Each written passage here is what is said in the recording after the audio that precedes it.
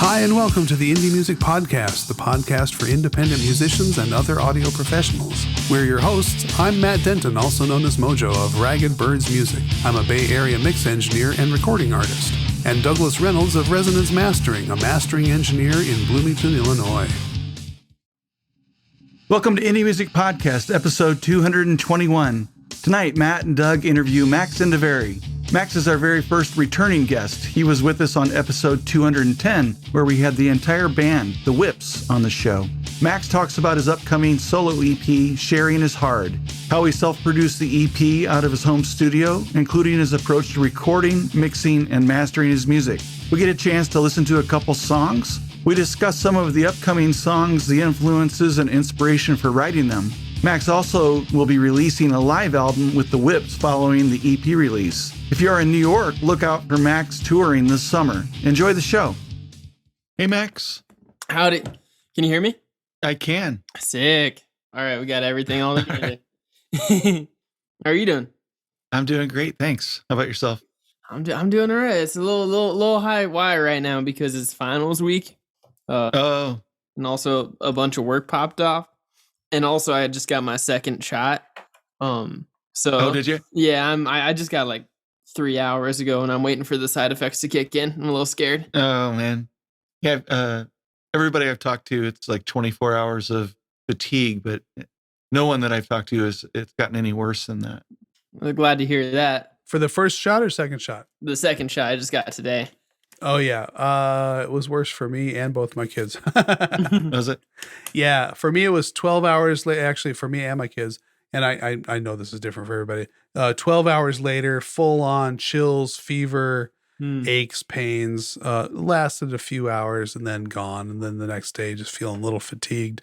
That was my girlfriend had, when she had her second shot, she got a big fever. That was pretty tough. So I blocked out like after this and the next day until like late tomorrow to just kind of lie in bed and watch Netflix. Yeah, exactly. Give it a day, 48 hours to just chill because you need it. Your body's working hard against this stuff. Yeah, for sure. It's crazy. All the like science behind it. I've been reading up on it's the mRNA thing, which is different than typical that's why vaccines. they were able to do it so quickly. It's wild. Yeah, it's crazy. So, hey guys, how is everybody? Doing good. Doing good. I was doing some vocal warm-ups and testing some Slate plugins and lost track of time. Oh, did you? Yeah. I've been there. What plugins were you working on? Oh, well, I just signed up for the All Access Pass, so I was like, whoa, hey, look at all this new stuff. Oh, damn. Wait, what company is running that? Oh, Slate? Oh, damn. So that's do they have any good like verbs and stuff? I've been looking for a good plate reverb for a while. They got everything. Oh, good. You know what? Who has a good we plate know reverb? the plate reverb for you though. Yeah, we got a couple of good ones. One of the best ones is from Sound Toys. Their little plate is just fantastic. But that 140, what's that called? Rev 140? I'm looking for it. That thing is you can't see me kissing my fingers, but it's so good. I'll have the name in just a second here. But yeah, little plate though. I use that all the time. That's a Arturia, the Rev Plate 140. Oh yeah. I think it's free, isn't it? Well, it was when we got it. I don't know that it's free now. It was like a introductory It's like special. the best plug-in reverb I've ever had. Yeah, it's amazing. But if it's not free, then Yeah, I've been waiting for a little plate sale for a while because my one of the audio engineers I used to work with at KJHK, which is our radio station, he swears by it for all his records. But everything on the songs that I sent you are all like Logic stock plugins. Honestly, the Logic, the two I use most often are Little Plate and the Logic stock one. It's good. It's really good. That one and the other one, Chromaverb. Have you heard Chromaverb? I know it's not a delay, but Chromaverb that's built into Logic is really good. The trick I've found for making Logic verbs sound good on vocals is what I do is I put it pretty high on the bus, like the send's pretty loud. But then I put a compressor on that bus that's side chained to the main vocal with like a really high fast attack and release. So like the vocal will push through and then it will have space behind it. Oh, I like that. Yeah. What I do is I EQ it. I do that old, the old, I guess, Bobby Osinski calls it the Abbey Road reverb trick, which is you send to a bus, right? And the reverb's on the bus, but then the reverb is EQ'd top, bottom, and then a space in the middle so that it doesn't get in the way of anything. So you're taking out, I always take out below 200 on all my verbs, right? But you're taking out the top too? Yeah, taking out the bottom, taking out the top, and a little bit of a dip in the middle. So that it's not getting in the way of the original vocal, and it's not getting in the way of other stuff too. It doesn't muddy the mix, but it's there. That's the big thing with reverb is you can screw yourself over very quickly. You can have a mix you're happy with. A little bit goes a long way. Yeah. Unless you're going for that retro vintage wet vibe. That works sometimes. I do like putting a little bit of the 80s gated verb on my drums. That's cool too, yeah. I've got myself into a bit of trouble. I produce live sessions for my radio station, and the space we're recording in this semester is designed for like classical recording. And so the drums already sound huge, and then you throw that on top of it, it's going to be a problem. I should say here for our listeners that we're currently bantering with Max Indeveri. Of the Whips. Thanks for that's my name. Of the Whip. Yep. Max is actually our first returning interview. Wow. That's correct. Yeah, it's good to have you back, Max. Good to talk to you again. Thanks for having me. I'm just building my resume for the Indie Music Cast Hall of Fame, So just padding the stats. But yeah. Thanks for having me on. It's cool. I mean, I'm glad that y'all were down with the idea of separating the two projects, because I think, that's a hard thing, being in a band and then also doing the side thing. But I feel like these two things of music are very different from each other in a sense. Yeah, clearly. Yeah. I mean, it's natural to have different creative directions and outlets and things to explore. Yeah, for sure. Music has started to kind of take over my life in that sense. And so it's nice to have different projects and different things to be thinking of. Like I'm working as a songwriter for this company called Song Glorious now. Oh, wow. Which what they do is they're like custom order songs. And it's like a week turnaround for me. My process of it is I get someone's order and they sent me like 4 things that they want in the song, they need to have in the song, and then like a story outlining it. They get to pick a genre of mood and a time length. And I have 4 days to turn around a produced song for them that fits all those requirements. It's been kind of wild. Well, that's cool. Are you doing just lyrics or lyrics and music? Lyrics and music. So I produce whole songs just with my Scarlett 2i in my bedroom, which is wild. And I work for a few different other genres. So the easiest one is country acoustic. That's usually just a guitar and a voice. And sometimes I'll throw on like a cajon in the background just to make it drive. But then I don't know, like last week I did an R&B song for this guy just celebrating his wife's birthday. But he wanted me to like make it really, really sexy. And so, I made this like R&B sexy song for this wife and his husband, or this wife and her husband. And I was thinking, how can I make it like really R&B and really sexy? You know that Ferris Bueller song? I think it's from Ferris Bueller, where it goes like, "Oh yeah." Yeah. I was just literally singing that yesterday. I just took a vocal and I pitched it down, like way down, so it sounds like a really deep voice. Yeah, just making the intro. Little Barry White action. Yeah, exactly. Yeah. Jinx. But I mean, it's good stuff. Yeah, it's good stuff. And for me, it's like, especially during COVID, it's like now I have checks coming in every week, which is good compared to gigging one weekend for, you'll make yourself $100 or whatever, and then you're not working for 3 other weeks. It's tough. Yeah. How does that work with the publishing? Do you get any residuals, or do they just pay you up front and then they take the publishing? So I get royalties to the song for like the writing aspect of it. Oh, wow. I don't think I get the publishing because I think they're acting as the publishing company there. Mm-hmm. Yeah, you get the mechanical royalty. Yeah. Right. Which I don't, yeah, I guess that would be for like their downloads, but there's also options for them to like publish it on Spotify and Apple Music, and I get paid upfront extra for that, as well as any proceeds from the royalties. So that's a good deal. That's cool. Yeah. Money's money, right? Yeah, for sure. It beats busking in a subway. Yeah, no doubt. Well, we don't have many subways out here though. It's a lot of farmland, not a lot of play for the street performers out there. Oh, that's funny. You said you're doing this out of your house, out of your home. Yeah. And you've got like a what is it? The 2i2? 2i2. Focus rate? Yes, sir. Yeah. And then you had mentioned in an email that you're running 2 SM58s, and that's pretty much it for your miking. So yeah, for this record, sharing is hard, by the way, is what the record's called. Oh yeah. Yeah. This record was like, I had one song before it that was like really my first real song to come out. And this was like, I kind of knew I was doing, but it's like that curve where you start to know what you're doing and then you know enough to know that you didn't know what you're doing.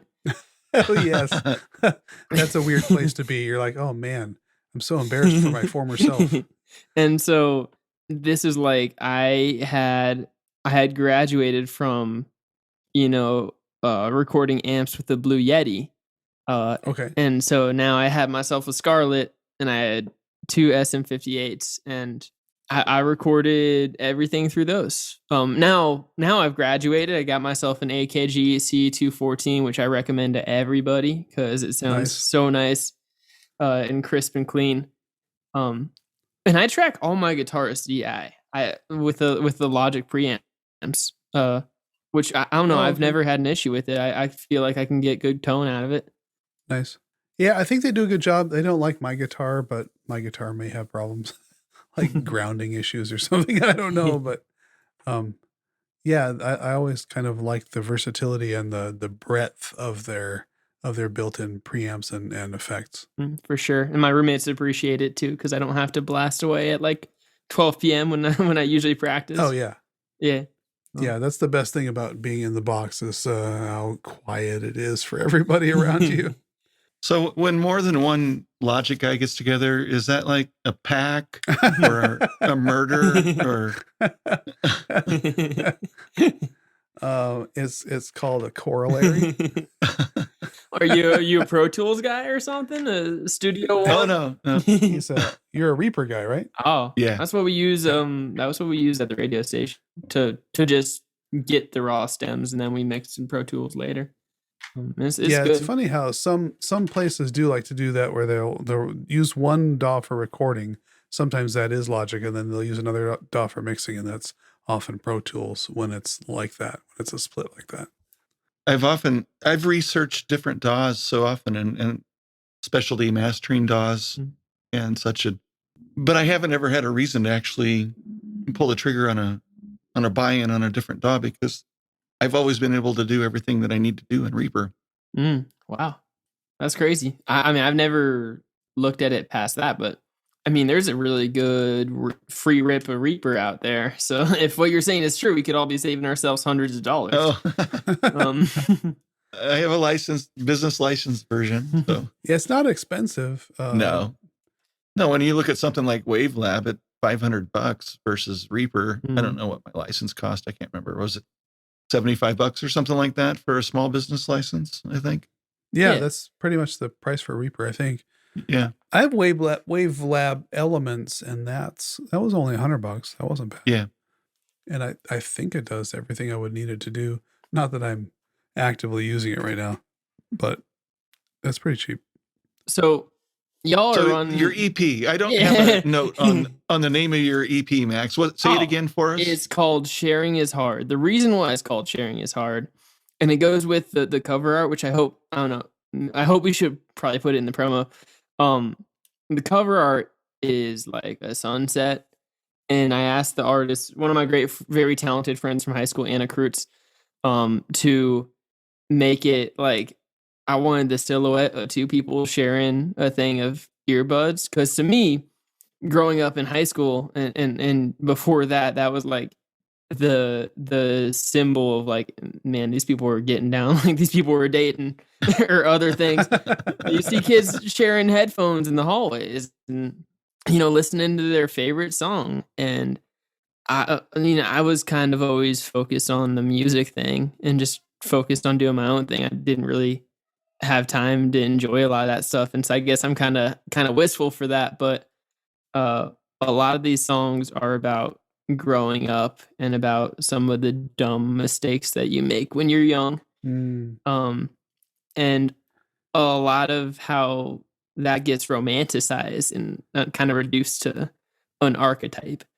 And so that's why it's called Sharing is Hard, is because the hardest thing when you're young is to share. You know, like since you're a kid, it's like share your toys. Like, no, I don't want to. No one wants to share.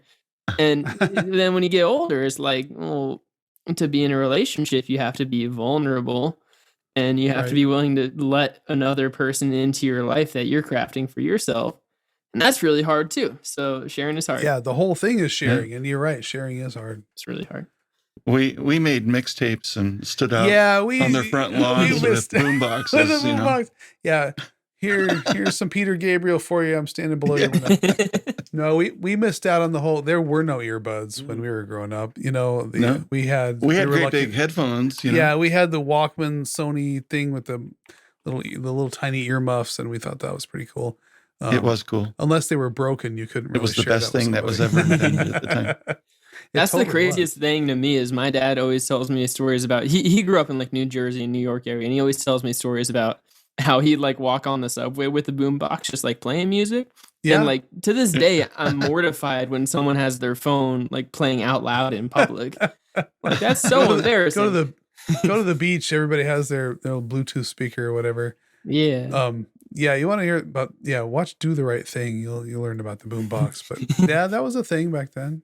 It's crazy. But I feel like that was a very brief period of time, but such a cool thing, the sharing of the earbuds. I missed out on that whole business there. Yeah. I guess that's not even a thing now because everybody has, wireless, and you're not going to hand that over. You're not going to hand somebody half of your $150 pair of iPods or whatever. Yeah, or depending on how reckless you are, you could be sharing a car. You could be in class, in one class, and the other class, and be listening to the same tune. That's funny. So Max, not to put you on the spot or anything, but is there some personal motivation for this sharing is hard? There's some personal motive. I don't know. I guess he's not going to tell you, man. I'm just looking. You know what? I wanted someone to share earbuds with me. I lost mine and I couldn't find them. And so I wrote 4 songs. That's exactly what happened. I don't know who told you. Who's your source? Your mom. Oh no. They got me. That's the 90s. Did that start in the 90s? Really now, where are influences coming from and musical influences on this one? Well, musical influences, I'd say the main difference between this and like the Whips record is so a lot of these songs are like too heavy or too personal to be on the Whips record, because my goal with these arrangements is to like hit home the meaning of the tunes and what I'm feeling. And there's a little bit of that funk soul influence, but more what I'm into with this one is like I don't know, like artists, like I really like Taylor Goldsmith from Dawes. He's one of the best songwriters I think living today. And then like more broadly, like John Mayer is insane. The frontman from Wolfpack has his own solo stuff. His name's Theo Katzman, and they all do the thing that I want to do with this, which is the best moment in songs to me are the moments when like the end of a bridge. Or like a particularly poignant line in the second verse. It's like when the perfect chord lines up with the perfect word to bring attention to that line and to make you feel something is what I was going for in this one. Yeah. So a little more personal expression, a little less good time rock and roll. Yeah, absolutely. This is But that's not to say it's not like it's not a fun record. I think there's some fun aspects to it. And Sure. that's where the whole John Mayer like trio influence stuff comes in. Is that's a band that knows how to take a song, a sad song about a breakup, and turn it into like a 30-minute blues jam that will blow your face off. Right. Yeah. And so that's kind of the history that I'm trying to get into, because I'm a jam band guy at heart, and that's what I realized is the Whips are really a jam band. But I don't know, a lot of people use jam band as an excuse to like not know your shit or not stuff, I guess. But the magic at the heart of that is the fly by the seat of your pants. We're gonna play rock and roll tunes like they're a jazz standard, like you know how like it's improvisation, you know, improv. How everyone has their own different version or arrangement of a jazz standard. I think the jam band history is like, what if we did, I don't know, like Don't Let Me Down, but we had like a reggae break in the middle or something crazy, or you know, Coop's gonna take a 6-minute piano solo. And like as a musician, I appreciate that stuff tremendously, and that's I think about that a lot when I write. How's this gonna work out live? Yeah. So you're writing by yourself at this point for this project. This is kind of a personal solo project. Is that correct? Yeah, these are personal tunes. Writing by myself. You know how how slow the mixing mastering turnaround is for like normal projects.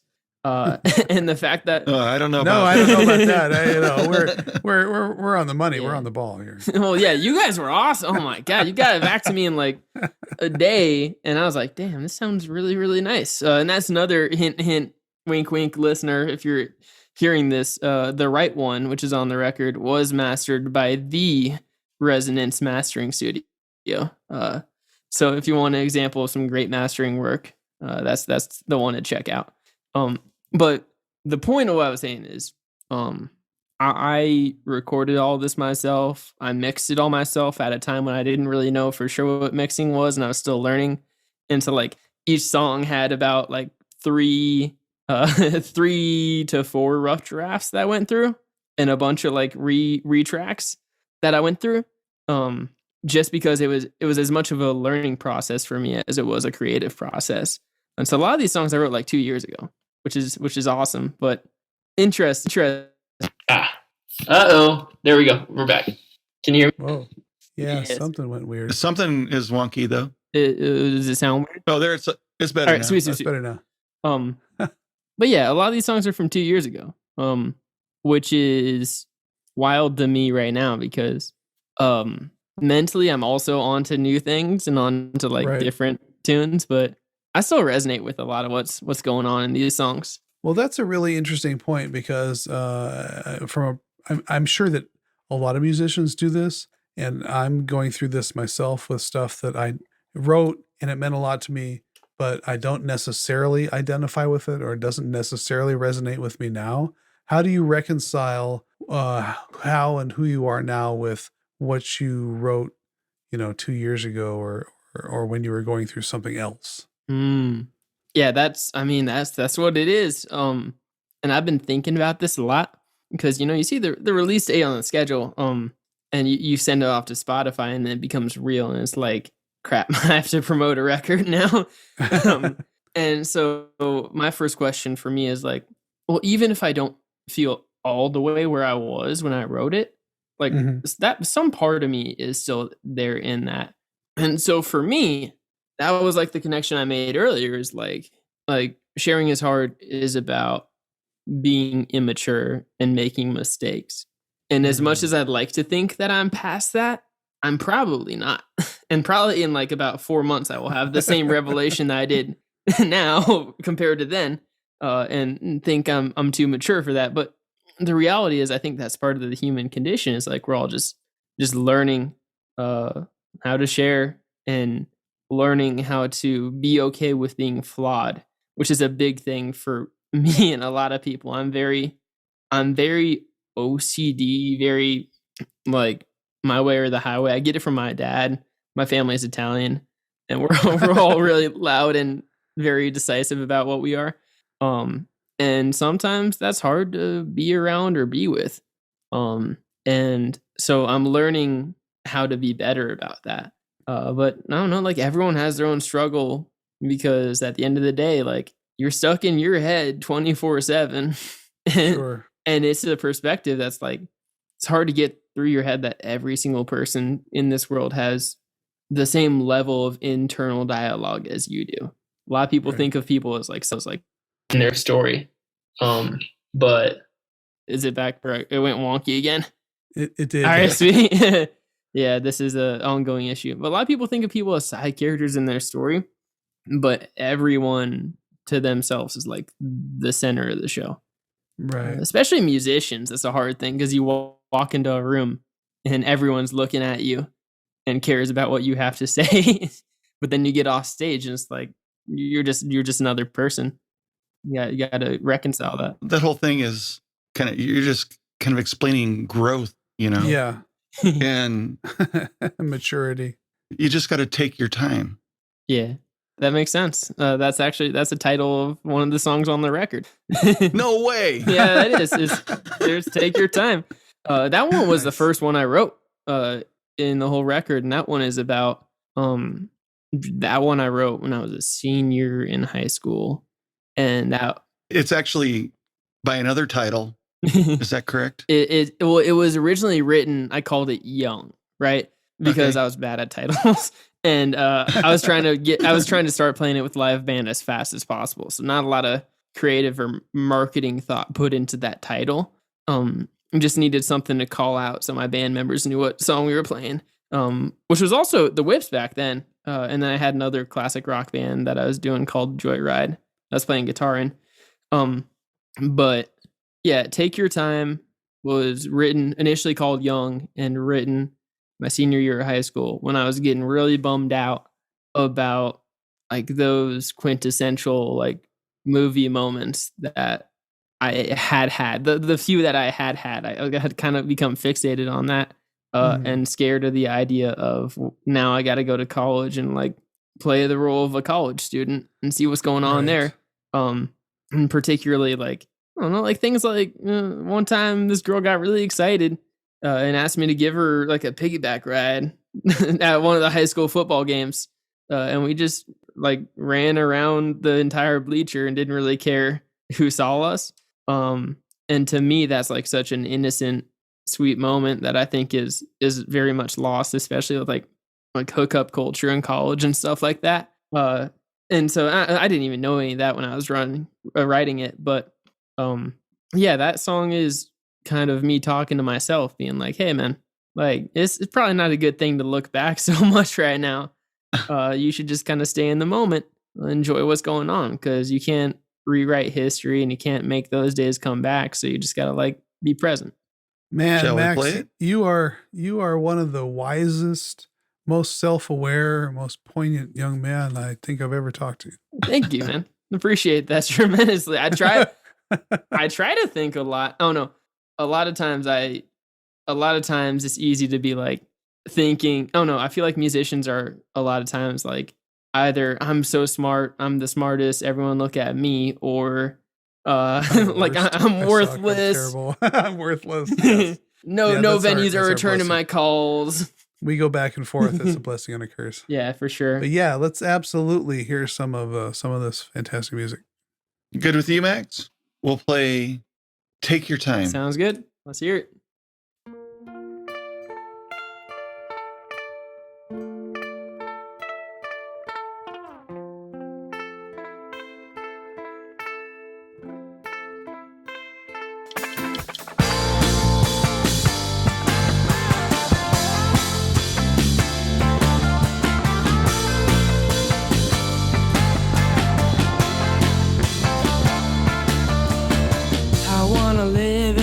Color world, write a song about a boy and a girl, but that's not the answer. Is that the answer? Taking rides on those restless nights, your breath was warm and it felt just right, but you can't go back there. No, you can't go back. So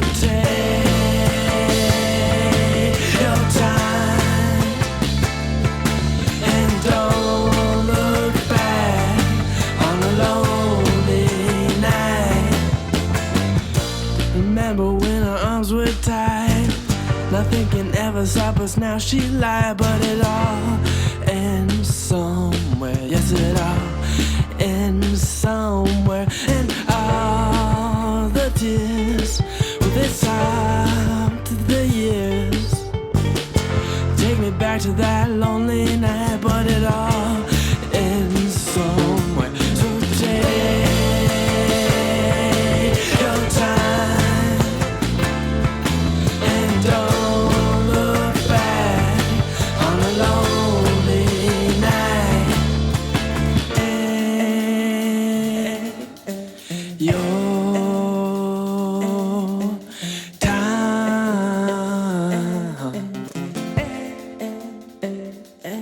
said take your time. Take your time, said take your time and don't look back on a lonely night. So take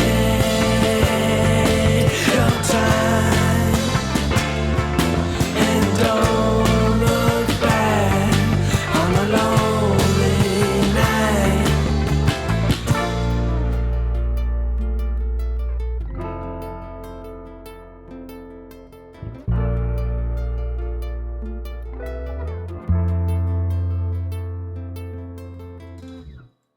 Right Nice. on. Nice stuff. Yeah, thank you. Yeah. I can really hear the John Mayer influence in that one. Yeah. I like it. I like John Mayer. I like He's John such Mayer a too. dude. He gets a bad So rap. talented. He does get a bad rap. And he's such a talented guitarist and songwriter and singer and teacher and just such a genuine guy. He does not deserve the rap he gets. He said some I try to- really stupid stuff because he was young and famous, but Oh, who doesn't? Yeah. That's the thing. Everybody says stupid stuff when they're just every day. I mean, come on. Let's be honest. yeah. I try to just ignore the tabloids and focus on his music, you know? Yeah. 'Cause he's great. He's a great feel guitar player. Like every note just sounds so good. And that's the thing I've been working on a lot recently is like a lot of people can play the notes, but not a lot of people can make it sing, so to speak. And he's crazy at that. Yeah, he's good. But yeah, that's the record. Yeah. When's the EP gonna release? So the EP releases May 21st. In talks with the guys from the Pitch to do a video debut. For a music video, we actually shot for the right one. With me and my bassist and just a couple buddies from school for my music videos class. So that might debut a song a little bit earlier. But yeah, EP set to release May 21st. And I'm just really excited to get this record out there. You know, it's a labor of love, and it's nice. It's such a relief to have it out there because my process for making songs is a lot easier now. But these are definitely the songs I've put the most work into, especially just like tracking drums on this record with two SM58s.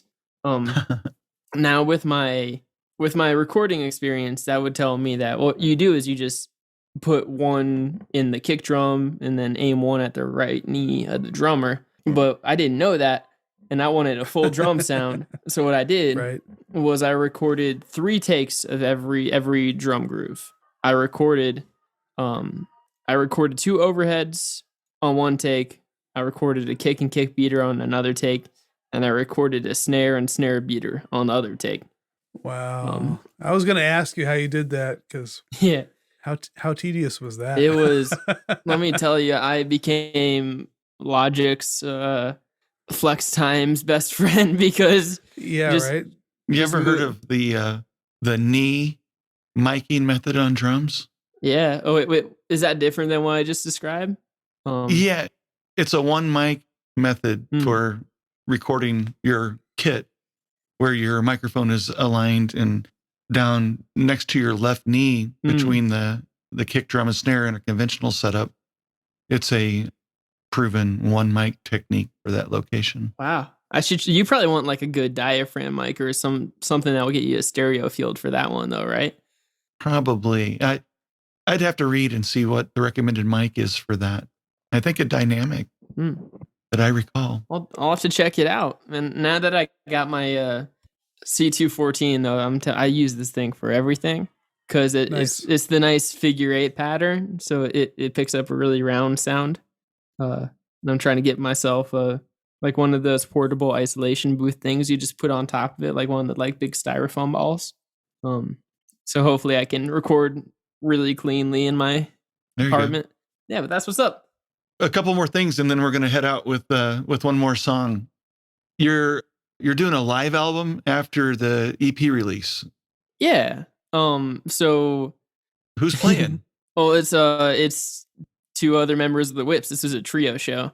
We did at the now defunct Roxy in Shawnee, Kansas, like in November, and it was socially distanced, very limited seating. It was sold out, and you can hear people.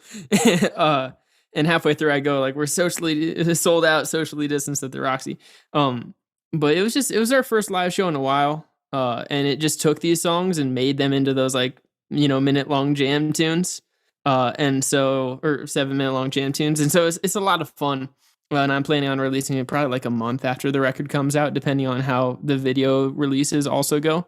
But yeah, Miles and Quinn from the Whips are on it. And it's a whole lot of fun. We just got a few more seconds left, so we should tell our listeners thank you so much. Thank you for tuning in. We really appreciate it. Thanks for joining us. Thanks for listening. Thank you so much, Max. It's always a pleasure to have you on the show. Thanks for having me. It was awesome. Glad to got a chance to talk to y'all. I'll see y'all later. Right on.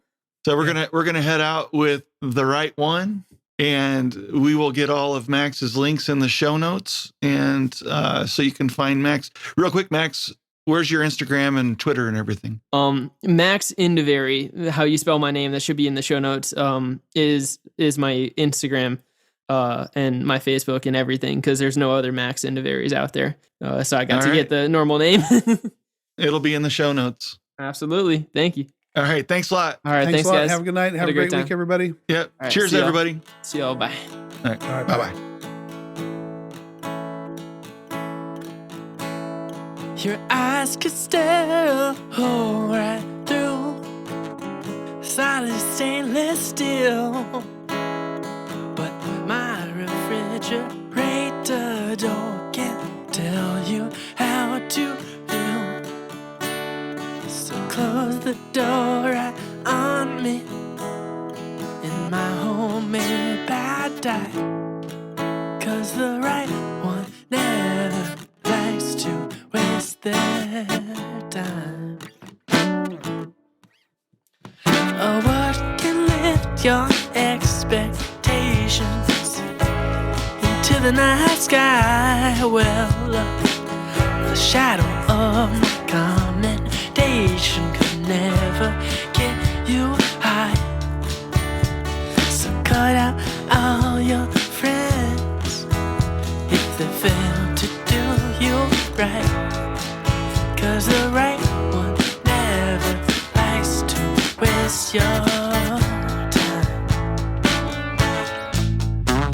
A place to be gazing, soon enough you will know it right. Empty bed and the flies in your head are enough to keep you up at night.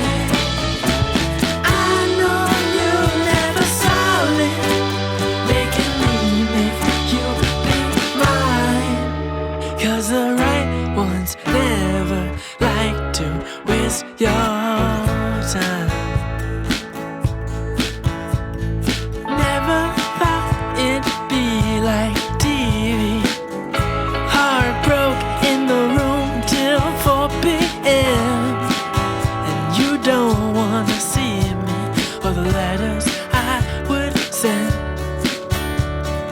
Mine would say I'm sorry, yours would say nice try, 'cause the right one never likes to waste your time.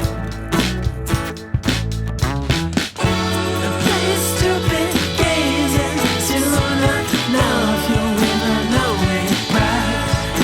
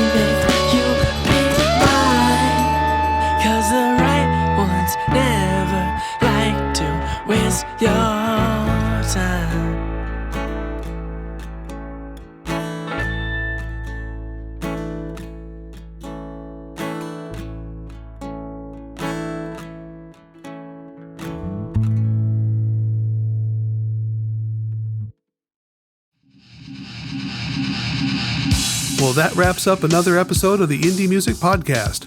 Please like and subscribe, share with your friends, or just leave us a review on iTunes if you like what you've heard. Find our social links and episode guide at indiemusiccast.com. Until next time, keep creating.